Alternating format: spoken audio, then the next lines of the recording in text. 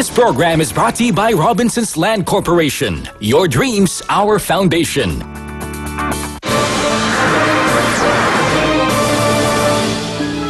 Happy birthday to you. Yung pinaka-hihingi ko sa Diyos na talagang sa birthday gift niya, siguro yung lagi niya sinasabi na gusto niyo makita yung mama niya. pero kasi naandumang ko rin kasi sa kanya na dahil si Lola nga marami na rin kapansanan, ganyan. So talagang habang tumatagal, mas lalong nag-aalala si mama doon kay Lola. Kita ko yung talisay, tunod pardo. Sabi ko, papuntang amin na ito Ano, masaya ka naman? Masaya! Welcome to Malbual! Welcome to Malbual, Chico! Ulit ito din.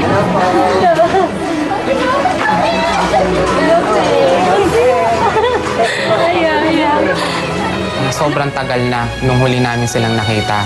Halos bata pa po ako noon. 10 years old pa lang po ako noon. Nung huling nakita ko po yung mga kamag-anak ko. Kaya nung iba po, hindi ko po talaga kilala. Natutuwa dahil ngayon ko lang nadarating siya uwi dito sa Cebu. Wala!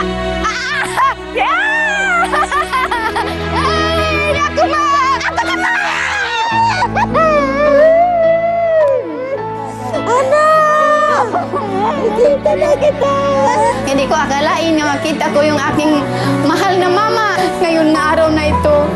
Lahat po kami naiyak. Kasi nasa tagal po ng panahon, ngayon lang po sila ulit magkakapiling kahit man lang po sa konting panahon. Pagdating na po sa mga ganong bagay, naging emotional talaga ako. Kasi pag pinag-uusapan po talaga yung magulang ko, naging emotional talaga ako. Kasi first time na mangyari sa buong buhay ng mama ko yung ganon. Sama-sama po kami na nakita yung pinakaasam sa buhay.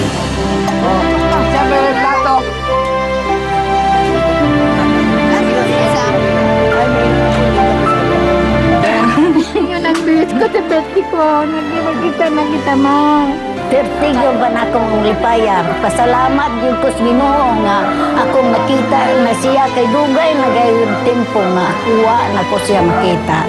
Mangayo kus Ginoo Diyos nga magkita gihapon nga tagaan kong daghang katuigan sa akong kinabuhi nga magkita gihapon ni akong mga anak.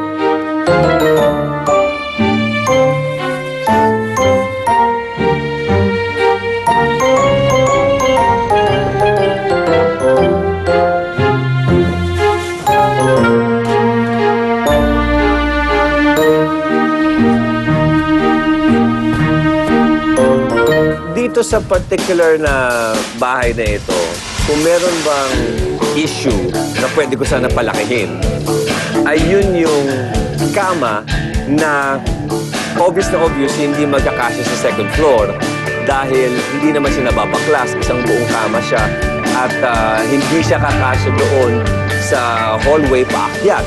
Nung nakita ko yung kama, hindi ko akalain na yung hindi pala humihiwalay yung ibabaw sa ilalim. 2 days na lang. Itong araw at bukas na lang. Anong gagawin natin para magkasya lang? Hindi, actually, may plano. Babaklasin na lang yung bintana. Yun na lang. Ha? Bintana. Tatanggalin. Tapos idadaan yan sa bintana. Sa taas.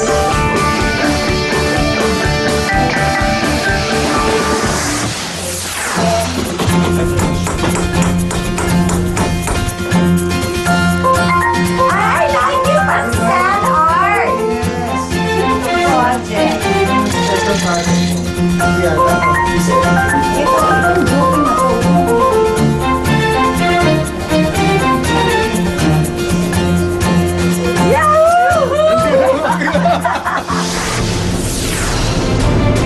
sa reveal day, nag-isip kami ng paraan para maging mas engrande pa para dito sa Pamilya Rivera sa kanilang pagbabalik. Mga kapatid, eto na po ang pinakahihintay at pinakamahalagang araw para sa Rivera family dahil sa ilang sandali, masisilayan nila sa unang pagkakataon ang kanilang bagong bahay at bagong buhay! Okay, at kasama natin ang buong Bulacan! Kung nagtataka kayo kung nasaan ang design team, unahin natin si Tessa na nasa Pulilan! Hey, Paolo! Check it out! I'm here in Pulilan, Bulacan. Tignan mo ang aking bagong kotse. Hello! Si Marilyn naman nasa Ubando! Nako, nandito yung mga taga-Ubando at excited sila kasi may Bulacanyo din magkakaroon ng bagong bahay at bagong buhay. At si Joby ay nasa St. Michael School of Kanumay!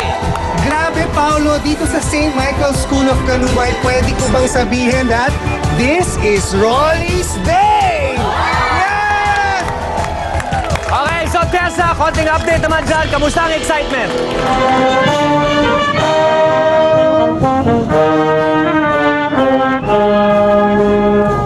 Hello! Kamusta? Oh my God! Good morning! Kamusta kayo? So nung napunta kami sa Pulilan, kung saan may tradition pala sila every fiesta na kung saan lumulod yung backup. And then yung next stop po namin is yung sa Ubanto, traditional na may sumasayaw dito na kung saan nagbibigay ng for fertility. And then po yung next nun, so nagulat ako sa nakita ko na yung warm welcome ng mga estudyante ko together with my fellow faculty members. So Rivera family, ano pang hinihintay ninyo? Halika na! Magkano move that box!